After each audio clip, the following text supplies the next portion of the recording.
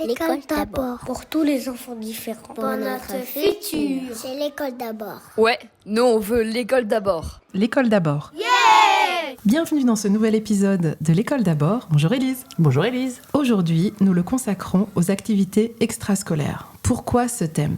On s'est rendu compte, notamment lors des réunions avec les parents, que même en tant qu'enseignants, les parents vont venir nous voir en disant « Mais à votre avis, est-ce qu'il faut que l'on commence les activités extrascolaires dès la petite section, dès la moyenne section ? À quel âge ? Qu'est-ce qu'il faut choisir ? Quelle fréquence ? 1, 2, combien de fois par semaine ? » Et donc toutes ces questions, finalement, les parents se les posent dès le plus jeune âge. Et ces questions se posent aussi pour des enfants d'âge élémentaire, collège, lycée. On va vous parler des activités extrascolaires à tous les âges. Comment choisir ? Est-ce qu'il faut poursuivre ? Le prix, parce que ce n'est pas négligeable et c'est une question qui se pose de plus en plus. Le prix de ces activités extrascolaires et les inégalités que cela engendre. Bref, vaste programme.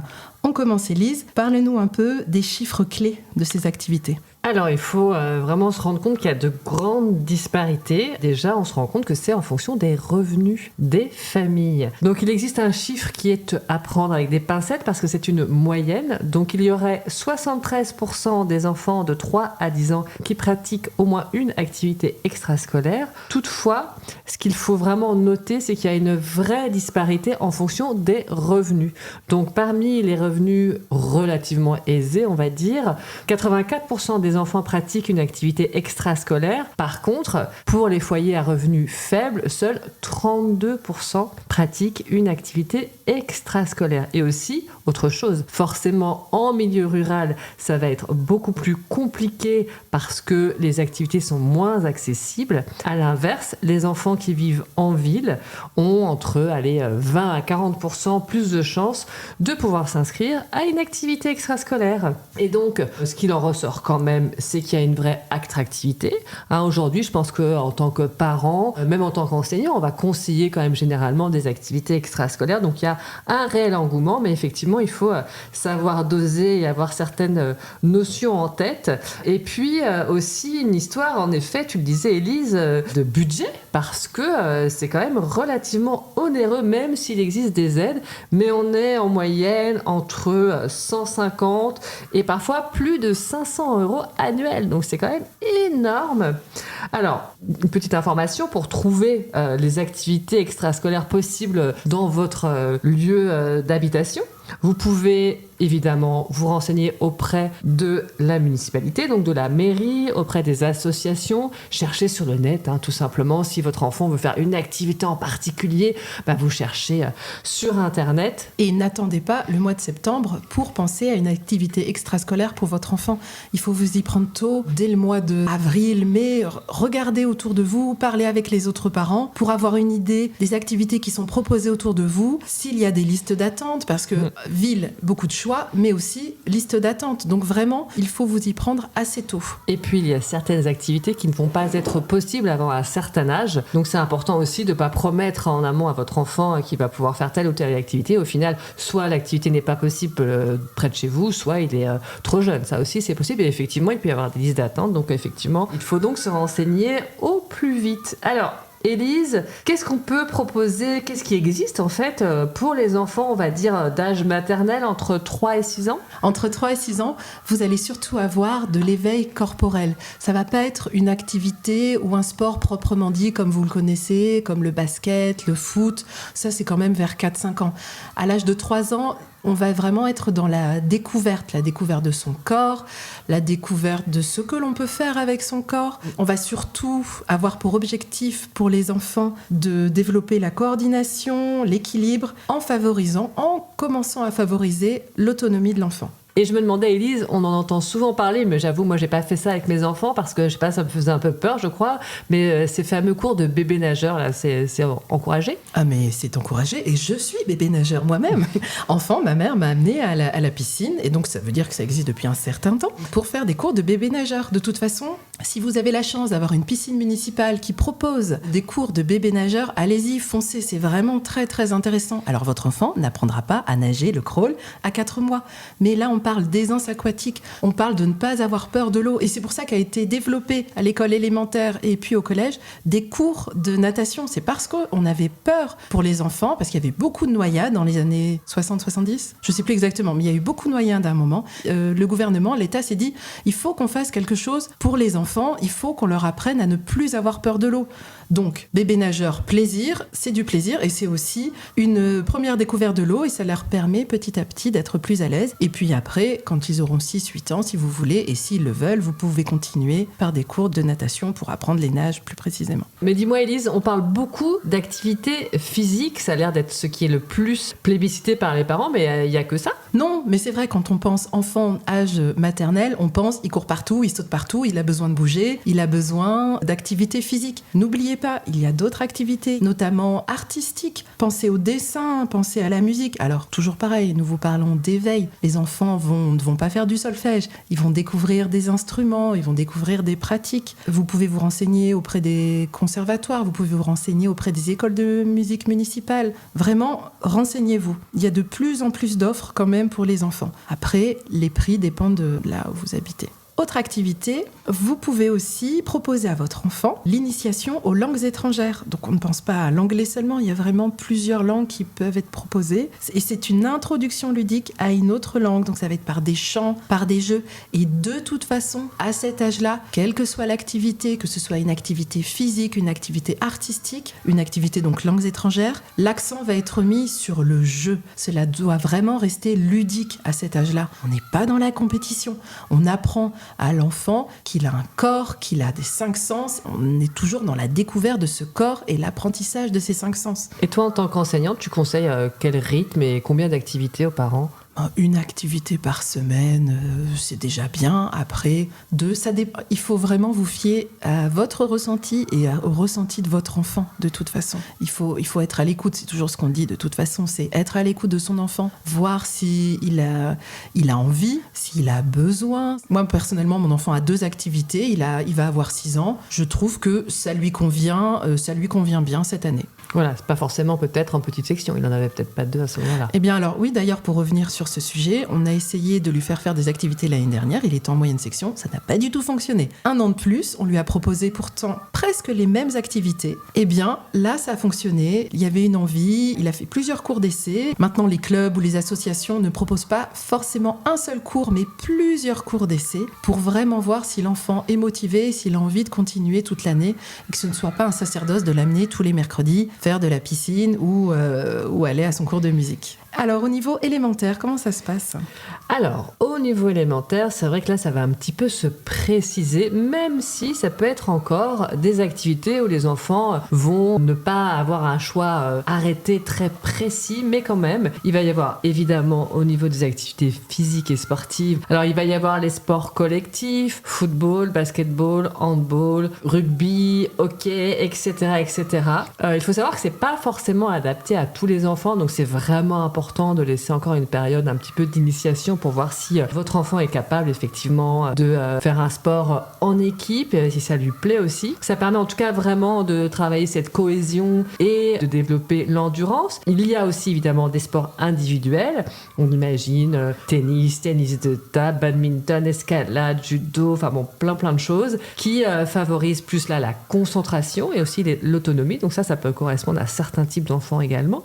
Et puis tout ce qui est art et expression corporelle personnelle et notamment la danse. Alors la danse, donc on l'a pas énuméré juste avant parce que c'est un art, c'est classé dans les arts et effectivement il existe plein de formes différentes de danse, avec la danse classique évidemment, la danse contemporaine, la danse moderne, le jazz, le hip-hop, le street jazz, enfin il y a plein de formes de danse différentes et on rappelle évidemment que les garçons peuvent pratiquer la danse et qu'il faut vraiment vraiment pas hésiter à encourager son enfant, que ce soit une fille ou un garçon évidemment, à faire de la danse parce que ça lève quand même pas mal d'inhibitions. Et on va en parler un petit peu plus tard, mais c'est quand même super important d'oser tout simplement se mouvoir avec son corps. Et ça permet aussi d'améliorer sa posture, la coordination.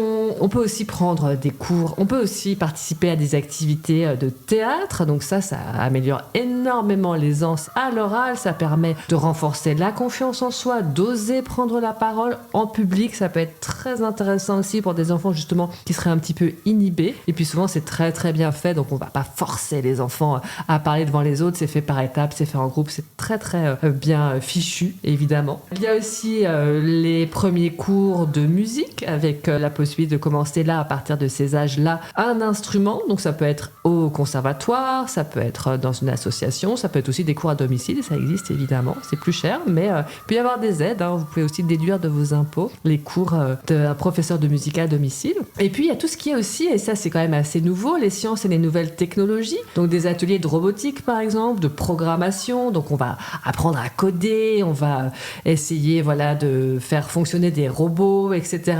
Et puis il existe aussi des activités qu'on va appeler naturalistes, comme les clubs d'astronomie.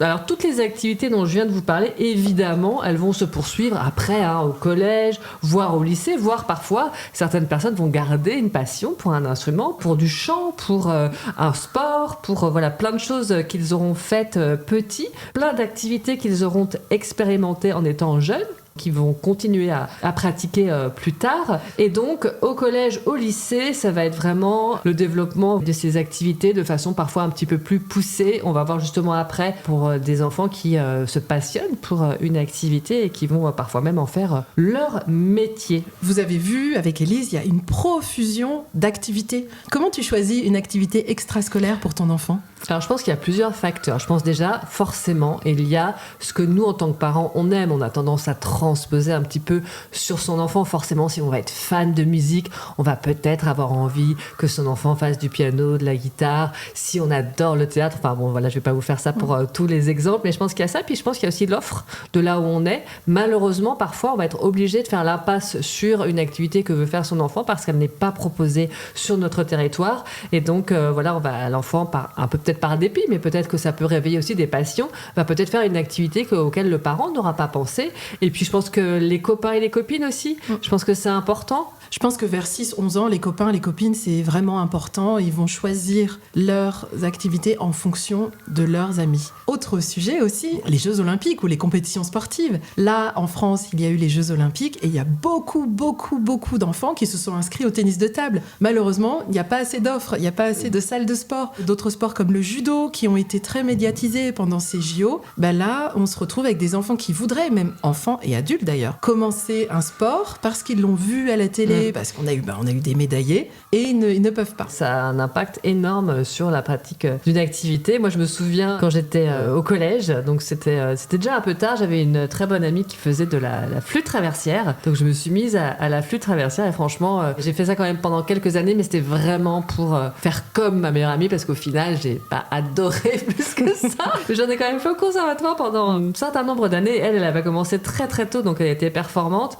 mais moi, commençant au collège, ça a été assez compliqué, et j'avoue que les cours de solfège où il fallait chanter les notes à côté du piano, j'en ai pas forcément un super souvenir, mais je m'en souviens un petit peu quand même. Élise, est-ce que tu peux nous dire, toi, ce que t'en penses en fait de l'intérêt tout simplement de faire une activité extrascolaire? Je suis sûre que plein de nos auditeurs se posent la question, mais pourquoi faire en fait? Oui, parce qu'on peut se dire, ils ont une journée d'école dans les pattes, le mercredi, ils seraient aussi bien à la maison, à se reposer, ainsi que le week-end.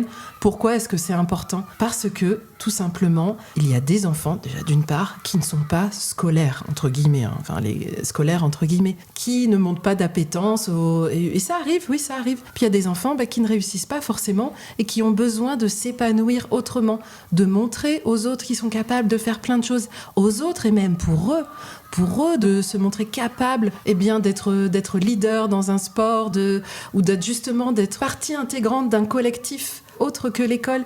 Et donc ça permet d'améliorer leur confiance en eux, leur estime de soi. C'est vraiment important. Même pour les enfants pour qui ça se passe très bien à l'école, c'est un cadre différent. C'est vraiment intéressant de rencontrer d'autres personnes qui ne sont pas les mêmes qu'à l'école, qu'au collège, qu'au lycée. C'est un autre milieu, d'autres amis, d'autres interactions. C'est intéressant de se confronter à d'autres amitiés. Complètement. Et aussi, ce que je disais déjà un petit peu avant, c'est cette importance de lever les inhibitions. Et on constate, nous, en tant qu'adultes, c'est extrêmement compliqué aujourd'hui pour plein de personnes de chanter devant d'autres personnes, de danser devant d'autres personnes, déclamer une poésie ou que sais-je, un texte devant d'autres personnes. On est souvent très, très gênés. Et en fait, on se rend compte que les personnes qui ont pratiqué le théâtre, le chant, un instrument de musique, même parfois des sports collectifs, etc., eh bien, arrivés à l'âge adulte, sont beaucoup plus à l'aise avec leur corps, avec le fait de s'exprimer en public. Ça peut vraiment lever des inhibitions. Et moi, je pense que c'est très important. Et effectivement, ça manque beaucoup dans notre société. Et notamment, je parlais de la danse pour les petits garçons, mais c'est vraiment pas que ça. On se rend compte que si on propose certaines activités, notamment, je pense au collège, où on va avoir, par exemple, le ou la professeur de français qui va proposer à la classe de faire du théâtre. Évidemment, les enfants qui ont soit déjà fait de la danse, soit déjà chanté, soit déjà fait du théâtre, soit un sport aussi qui leur a permis de prendre confiance en eux, vont être beaucoup plus à l'aise, alors que d'autres, ça va être extrêmement compliqué pour eux. Et finalement, on retombe sur nos fameuses CPS, sur nos fameuses compétences psychosociales. Évidemment, quand on vous parle relation aux autres, quand on vous parle estime de soi, confiance en soi, tout ça, ce sont des compétences en plus, des compétences qui vont vous servir à vos enfants et même qui vous servent à vous, mais pour toute votre vie. Ce ne sont pas des compétences scolaires. Et là, on ne vous parle pas de compétition sportive, on ne vous parle pas de sport pour faire de la compétition, on ne vous parle pas de musique, d'art plastique pour exceller dans ce domaine. Non, on vous parle de bien-être, d'épanouissement personnel et de relation aux autres. Justement, abordons un petit peu ça aussi. Un enfant qui, par exemple, est très performant dans son activité extrascolaire, comment on fait pour ne pas forcer cet enfant, son enfant, même si on se dit « Ah là là, c'est trop dommage qu'il arrête ce sport, cet art, parce que vraiment, il est excellent ». Vous allez assez rapidement le voir. Quand votre enfant vous dit juste avant de partir « J'ai pas envie, je suis fatigué, j'ai mal au ventre », tous ces petits symptômes, la maux de ventre, maux de tête, ça vous montre vraiment une baisse de motivation. Essayez d'aller plus loin, essayez de comprendre. Est-ce qu'il s'est passé quelque chose ? Est-ce qu'il y a une scène qui t'a pas plu ? Est-ce que c'est l'activité en elle-même ou c'est tes relations avec les camarades ? Il faut vraiment essayer de comprendre ça. Est-ce que c'est lié vraiment à la pratique de cette activité ou est-ce que c'est lié au contexte, au professeur ? Il faut essayer de comprendre, de parler, toujours pareil. Essayez de parler avec votre enfant. C'est ce qu'on vous dit à chaque fois, de toute façon. Il n'y a pas de remède miracle, mais il faut parler. D'autre part, si votre enfant ne veut plus faire de rugby alors que vous êtes un aficionados du rugby, désolé, mais c'est le sport de votre enfant, ce n'est pas le vôtre. Il ne faut pas projeter, c'est ce que tu disais tout à l'heure, Élise, vos propres envies ou ce que vous avez toujours voulu faire quand vous étiez petit, même si votre enfant pourrait le faire mais qu'il n'en a pas envie, laissez-le tranquille. Donc, c'est un autre être que vous. Et puis, il faut accepter que votre enfant puisse être doué, mais qu'il n'ait pas envie de continuer et qu'il n'ait pas envie d'en faire son quotidien. Et c'est vrai, c'est dommage parce que ça m'est déjà arrivé. Ma fille n'a pas voulu continuer une activité extrascolaire alors que son professeur et moi, on trouvait vraiment que ça lui convenait, qu'elle apportait quelque chose au groupe et que c'était dommage d'arrêter, mais on a essayé. Vraiment, c'était la croix et la bannière pour l'amener chaque semaine. Donc, on a arrêté. Puis c'est vrai qu'il y a des enfants qui vont être très performants, notamment dans la pratique d'un sport ou d'un instrument de musique. Et parfois, en tant que parent, on va vouloir en tant que parent que son enfant devienne professionnel dans ce domaine. Et c'est pas forcément le désir de l'enfant. Il faut vraiment faire attention à ça parce que, ou devenir, par exemple, je pense à danseur à l'Opéra de Paris, c'est pas forcément un vrai desiderata de la part de l'enfant. Si vous constatez que votre enfant est malheureux dans cette situation, moi je pense vraiment qu'il faut pas forcer. Et comment tu fais quand les parents, justement, ne s'en rendent pas compte et toi, en tant qu'enseignante, comment est-ce que tu fais ? Comment tu abordes le sujet avec les parents ? Alors c'est vrai que parfois, on va se rendre compte qu'un enfant en classe, cette fois, est malheureux dans son activité parce qu'il va y avoir des signes comme une extrême fatigue, donc une difficulté à se mettre au travail dans la classe, des signes vraiment importants de stress, donc là il ne faut pas hésiter. Si en plus l'élève verbalise son mal-être qui est lié à une activité physique, sportive, artistique qu'il fait régulièrement et qu'il ne veut plus faire, il faut absolument vous réunir avec les parents, avoir bien sûr une posture bienveillante et leur expliquer que leur enfant semble être en souffrance par rapport à cette activité et éventuellement vous pouvez même proposer un échange avec le ou la psychologue scolaire si vous en avez un sur votre groupe scolaire. Et puis Élise, maintenant parlons de un petit peu l'inverse quelque part, mais un enfant qui ne veut faire aucune activité, zéro activité. Comment on peut réagir là en tant que parent ? Mais ça arrive, il y a des enfants qui ne veulent ne faire aucune activité. Essayez de comprendre. Est-ce que c'est parce que tu voudrais le faire avec un ou une amie ? Est-ce que c'est parce que ce que l'on te propose, cela ne te convient pas ? En revanche, c'est une offre culturelle, artistique et sportive. Vous pouvez faire du sport avec votre enfant. Vous pouvez l'accompagner au musée, à la piscine, au cinéma, voir des pièces de théâtre avec toujours ce problème de la contrainte financière. On n'oublie pas les contraintes financières, mais ce que vous pouvez faire, c'est vous rapprocher de votre mairie, de votre bibliothèque municipale. Souvent, il se passe beaucoup de choses dans les bibliothèques municipales. Il y a des diffusions de films, il y a des lectures d'albums, ils proposent des sorties, des spectacles. Vraiment, il faut penser local, il faut vous renseigner. Il faut vous renseigner. Il y a certaines activités que vous pouvez faire avec votre enfant sans passer par ce collectif qui, pour l'instant, ne semble pas lui convenir et qui ne vous coûte pas un bras. En début d'année, souvent lors des réunions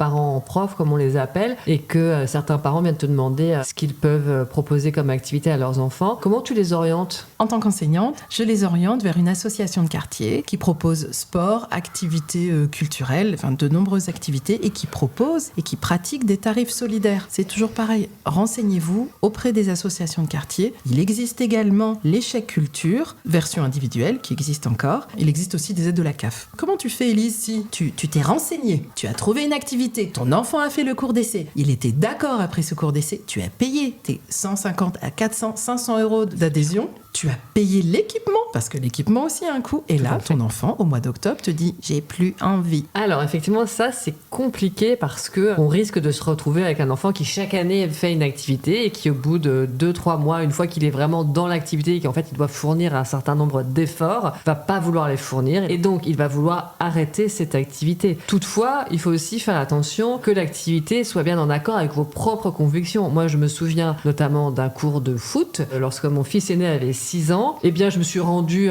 sur place, évidemment, pour voir un petit peu comment se déroulait le cours de foot. J'ai vu ce qui se passait dans les vestiaires. Alors, c'était des douches collectives, des choses comme ça qui peuvent très bien convenir à plein d'enfants, mais qui ne convenaient pas du tout au mien, ni à moi d'ailleurs. Donc, j'ai tout à fait compris pourquoi mon fils ne voulait pas continuer cette activité et je l'ai autorisé à arrêter, même si j'ai quand même voulu qu'il en fasse pendant plusieurs mois pour peut-être réveiller un intérêt pour ce sport, mais c'était de pire en pire et de cours en cours. C'était vraiment des pleurs avant d'y aller. Enfin, c'était juste plus possible. Donc, je pense que effectivement, enfin, je sais pas ce que tu en penses, Élise, mais il faut peut-être réussir un petit peu à placer le curseur au bon endroit. On peut pas faire de réponse de but en blanc. Il faut être assez nuancé. Évidemment, quand ça devient pénible pour tout le monde et que c'est horrible d'amener son enfant, on le traîne jusqu'à là. Non, on lui demande de venir. C'est compliqué. Évidemment, on a tous envie d'arrêter. Même le parent, il a envie. Le parent appréhende aussi ce moment où c'est samedi matin. Il faut se réveiller tôt. Il faut l'amener à son sport co et que ça ne lui plaît pas et que nous, on est au bord du terrain. On fait, mais c'est pas possible. Que se passe-t-il ? Un peu expérience vécue. Mais bon. Et à côté de ça, oui, on a envie d'apprendre et on revient sur les valeurs dont on vous parlait tout à l'heure. On a envie d'apprendre aux enfants la persévérance, le goût de l'effort. On a envie d'apprendre toutes ces choses-là à notre enfant et ça passe aussi par ces activités extrascolaires. Je suis un peu partagée parce que, et puis, ça coûte de l'argent. Je suis désolée, mais moi, quand je dis à mon enfant, mais là, j'entends que ça ne te plaise pas, mais j'aimerais que tu finisses l'année parce que c'est un engagement financier. Moi, j'ai payé 400 euros. C'est cher, ça fait beaucoup d'argent. Peut-être que ça ne te plaît pas, tu ne te vois pas continuer l'année prochaine, mais j'aimerais que tu finisses l'année. Voilà, ça peut être une alternative qu'on peut conseiller, c'est-à-dire au moins peut-être, si effectivement c'est pas des pleurs et des cauchemars, mais peut-être si c'est un peu de lassitude, de dire au moins termine quoi. Et on voit l'année prochaine, on se renseigne dès maintenant pour voir ce qui te conviendrait mieux. Et moi je voudrais faire un petit point d'ailleurs sur justement ces enfants qui refusent parfois de faire des activités. Et ça peut être aussi un autre phénomène qu'on constate aujourd'hui dans notre société moderne. Les parents ont souvent un rythme effréné entre le travail, les obligations personnelles, leurs propres loisirs d'ailleurs. Eh bien, il y a des enfants qui passent très très peu de temps avec leurs parents et qui parfois justement refusent des activités extrascolaires, pas parce qu'ils ne veulent pas les faire, mais parce qu'ils préféreraient passer ce temps-là avec leurs parents. Donc ça, c'est quand même quelque chose à distinguer idée. Et notamment, ça me fait penser au concept de quality time auquel je n'adhère pas. Je le précise tout de suite. Cette fameuse idée selon laquelle il vaudrait mieux passer du temps de qualité avec son enfant, même s'il est court, plutôt que de passer beaucoup de temps, mais qui serait de moins bonne qualité. Alors, effectivement, si on passe du temps avec son enfant rivé à son écran de téléphone ou à son ordinateur ou le nez dans un bouquin ou tout simplement à ne pas du tout interagir avec son enfant, effectivement, ça n'a pas de sens. Et là, on pourrait constater le fameux quality time.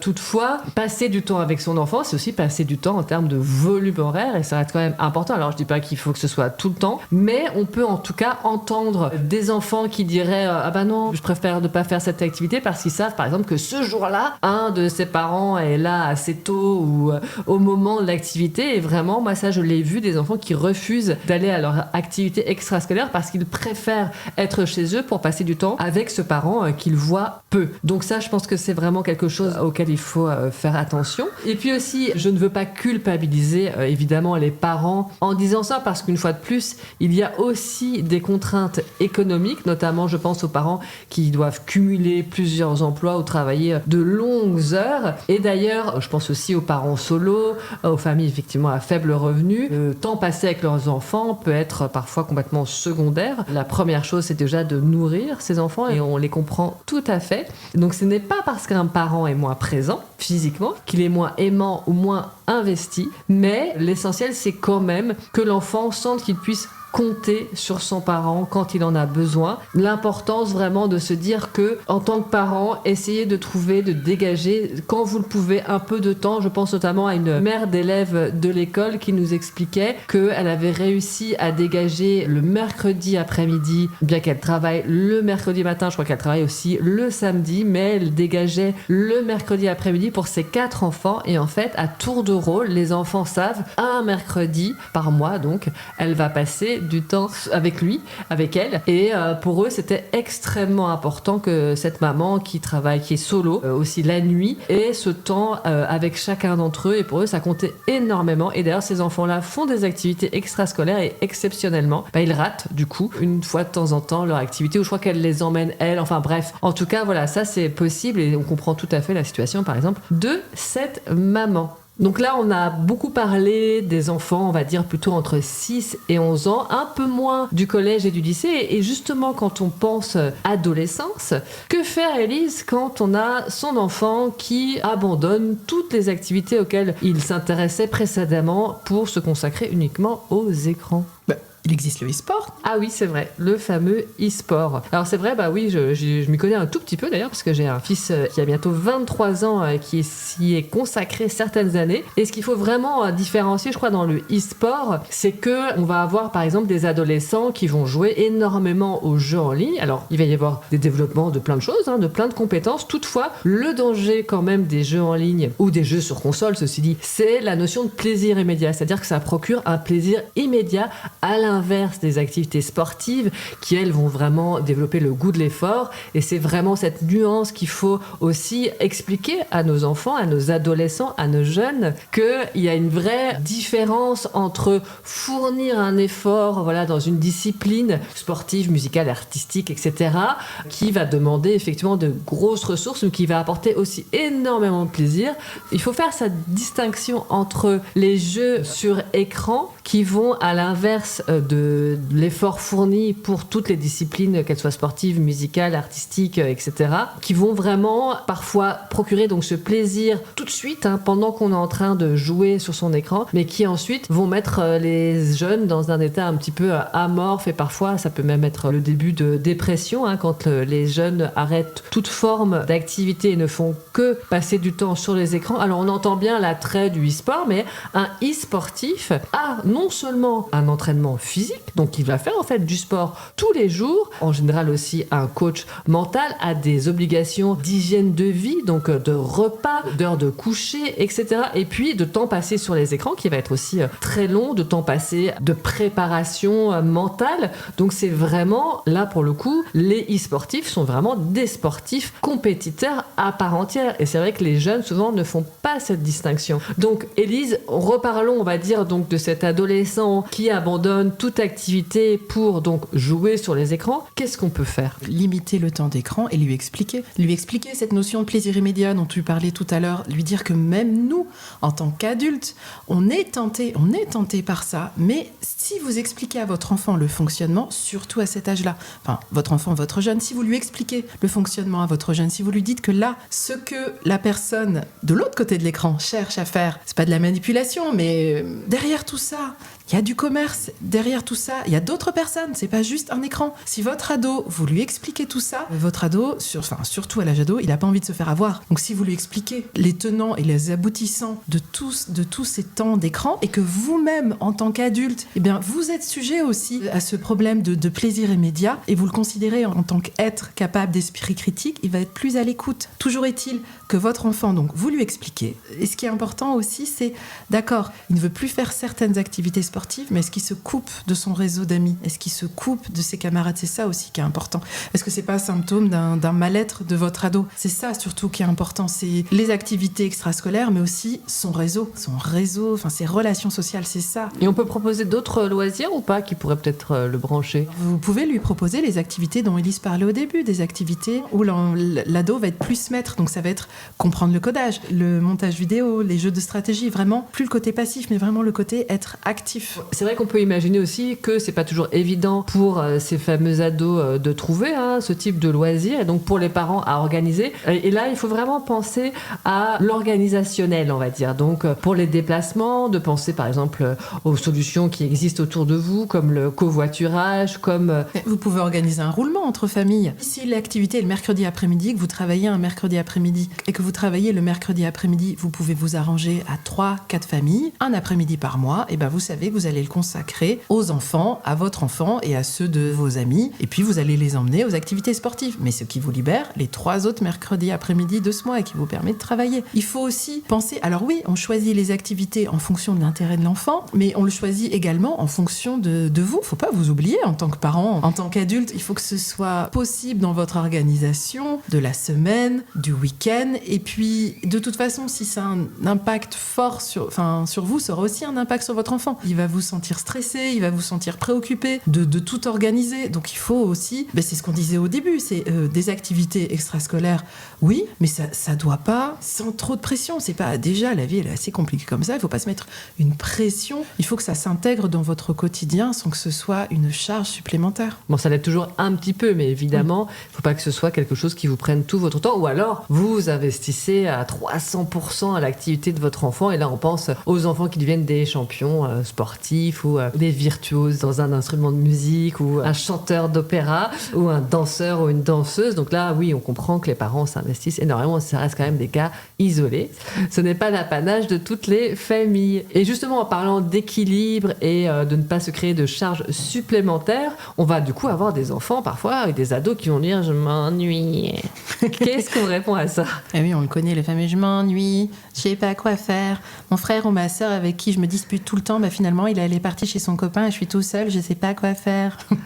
C'est bien. Alors vous, quand vous ennuyez, vous prenez votre portable, mais votre enfant, que fait-il? Il faut qu'il s'ennuie. C'est intéressant pour lui. Moi, je le vois bien avec mes propres enfants. Quand ils viennent me voir, ils me disent « je m'ennuie ». Je dis « oui, mais là, tu t'ennuies, mais je suis sûre que tu vas trouver une activité à faire dans 5 minutes. » Et puis souvent, ça dure 5, 10, 15 minutes. Et là, le fait de s'ennuyer, ils vont réfléchir. Ils vont prendre le temps de se poser, de réfléchir à ce qu'ils ont fait ces derniers jours, ce qu'ils ont envie de faire. Et ça va leur permettre d'avoir encore plus de créativité. Et c'est là où souvent, ils trouvent des idées fantastiques, des idées de jeux, des jeux d'imitation, ou alors ça va être des constructions, de l'art plastique. Vraiment, c'est vraiment à ces moments-là, où ces moments, au départ, qui ont commencé donc par des moments d'ennui, ça va être des moments riches en créativité. Donc laissez vos enfants s'ennuyer et laissez justement des moments de répit à vos enfants. Parce qu'après, il y a des enfants qui ne savent pas être seuls, qui ne savent pas juste écouter le silence. C'est des enfants qui vont toujours avoir besoin d'une activité, d'un interlocuteur, qui ne savent pas se retrouver avec eux-mêmes. C'est important pour votre enfant de savoir se retrouver seul, sans écran, sans téléphone, juste seuls et qui réfléchissent, qui prennent le temps de penser. Oui, finalement, c'est vraiment de ne pas avoir de distraction extérieure. Et c'est vrai qu'en tant que parent, il faut vraiment faire attention à pas céder à donner un écran, finalement, quoi. C'est un peu ça la difficulté aujourd'hui, je crois. Et puis montrer, nous aussi. Souvent, on a notre téléphone à la main. Bien sûr. Même moi, quand on a 2 minutes, on dit tiens, je vais regarder la dernière dépêche, des informations. Qu'est-ce que je peux faire? Là, j'ai 2 minutes, qu'est-ce que je fais? Moi, je vais scroller sur TikTok. Non, mais c'est vrai que c'est vraiment important, l'ennui. Aujourd'hui, dans ce monde effréné, on a tendance un petit peu à l'oublier. Et pourtant, c'est vraiment ça qui permet de faire des pauses mentales, de réduire aussi le stress. On parlait justement des surcharges. Ça peut aussi être très stressant pour les enfants de ne jamais avoir de temps pour s'ennuyer.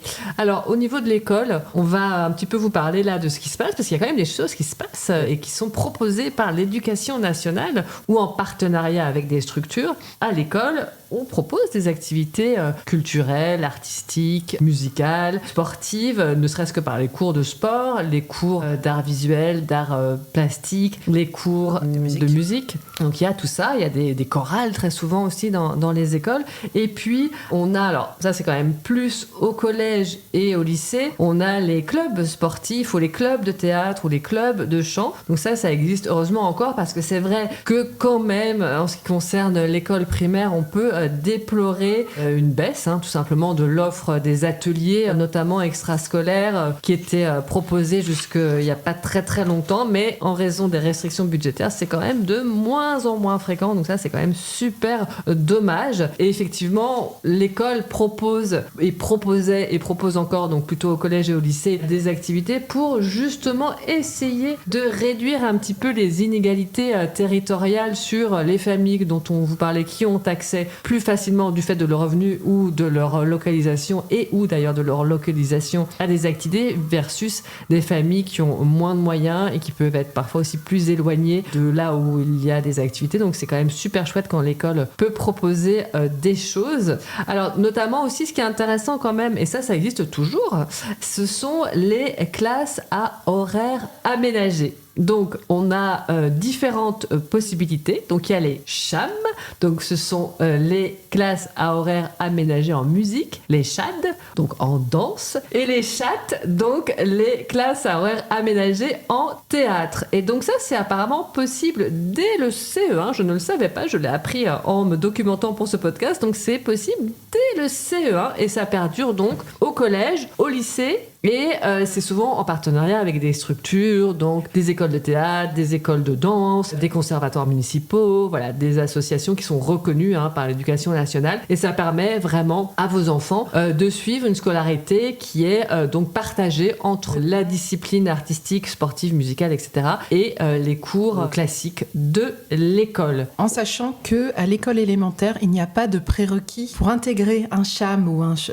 CHAM ou CHAD ou n'importe quel dispositif de classe aménagée. À l'école élémentaire, normalement, il n'y a pas besoin pour l'enfant d'avoir un prérequis en musique, des aptitudes particulières. C'est seulement pour les dispositifs au collège. Pour certains dispositifs très demandés en école élémentaire, il y a des concours qui existent, mais c'est vraiment à la marge. J'ai déjà enseigné, moi, dans une classe CHAM en CM2. Alors, pour un enseignant, c'est un peu déstabilisant parce qu'en fait, les élèves entrent et sortent. Donc, il faut prendre en compte que, oui, un tel est parti à son cours de violoncelle qui va revenir à telle heure. Donc, c'est une petite gymnastique, mais ça s'apprend. On sait que pour certaines leçons, si on veut que tous les enfants soient présents pour une leçon en particulier, il faut le faire à telle heure. C'est une gymnastique. Et puis, oui, l'enseignant, de toute façon, il faut qu'il s'adapte. Et puis, les enfants sont quand même assez motivés. C'est pas parce que ce sont des horaires aménagés qu'ils vont avoir moins de programmes, moins de maths, moins de français. C'est vraiment adapté et intégré dans le projet de l'école. Et dis-moi, les fameux TAP, là, les temps d'activité périscolaire, ça existe toujours ? Alors, c'est un dispositif qui a été mis en place dans les écoles. Et les écoles dépendent des mairies. Et c'est pour ça qu'actuellement, ce dispositif qui a été mis en place en 2013 a été supprimé dans de nombreuses écoles parce que ce sont les mairies en accord avec les enseignants et les parents d'élèves qui l'ont supprimé dès 2017. Mais ça existe encore, notamment à Paris et dans certaines villes. C'est de plus en plus remis en cause parce que ça coûte très très cher. Au début, l'objectif était louable. C'était les États qui voyaient notamment en Allemagne et dans d'autres pays Paris que les enfants, l'après-midi, n'avaient pas cours, n'avaient pas de matière scolaire. Ils pouvaient consacrer ce temps à la musique, aux arts visuels et au sport. Donc, au départ, c'était mettons la priorité le matin, et c'est aussi pour ça qu'a été mis en place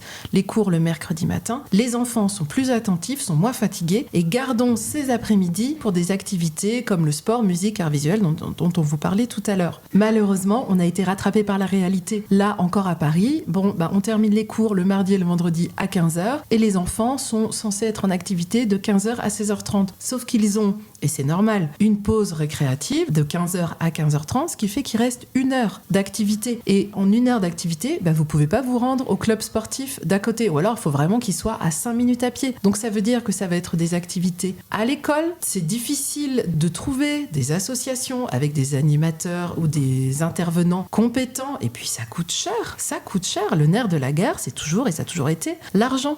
Ça coûte cher d'employer des intervenants pour des activités de qualité. Et certaines mairies, avant de complètement supprimer ce dispositif, finalement, ont même demandé aux parents de payer ce temps périscolaire. Finalement, ne résolvait pas du tout ce problème d'inégalité dont on avait parlé au départ. Alors effectivement, Élise, t'as raison, l'argent est souvent, en effet, le nerf de la guerre. Il existe quand même des aides ou c'est vraiment compliqué de pouvoir être aidé pour inscrire son enfant à une activité extrascolaire ? Alors, ce que je disais tout à l'heure, vous avez des associations qui sont gratuites pour certaines activités et vous avez également des passes. Donc, il y a le pass sport et le pass culture. Ce sont des aides de 50 € pour le passeport. Le passeport est soumis à condition donc, de revenus des parents ou si l'étudiant est boursier. Ce sont des aides qui existent, autant les utiliser. Renseignez-vous aussi auprès de vos comités d'entreprise. Bon, alors, Élise, maintenant là, réponds-nous. Est-ce qu'il faut forcément inscrire son enfant à une activité ? Ah, tu te doutes que la réponse n'est pas si simple. Et surtout, elle n'est pas universelle, puisque chaque enfant, comme tu l'as dit d'ailleurs, est unique. Et l'important, c'est de l'écouter, de parler avec lui, de respecter son rythme et surtout de faire attention à son bien-être. Alors évidemment, ces activités peuvent être une formidable opportunité pour certains découvrir des vraies passions qui vont donc perdurer jusqu'à l'âge adulte, mais aussi pour développer tout simplement ses compétences, s'épanouir, lever donc les inhibitions. Mais on l'a dit, il ne faut pas que ça devienne une source de stress, une contrainte insurmontable. Il faut trouver vraiment un bon équilibre entre l'activité et le temps libre de votre enfant, entre un apprentissage structuré et aussi des moments d'ennui qui sont donc nécessaires et qui permettent, comme on l'a dit, de développer la créativité, la réflexion, etc.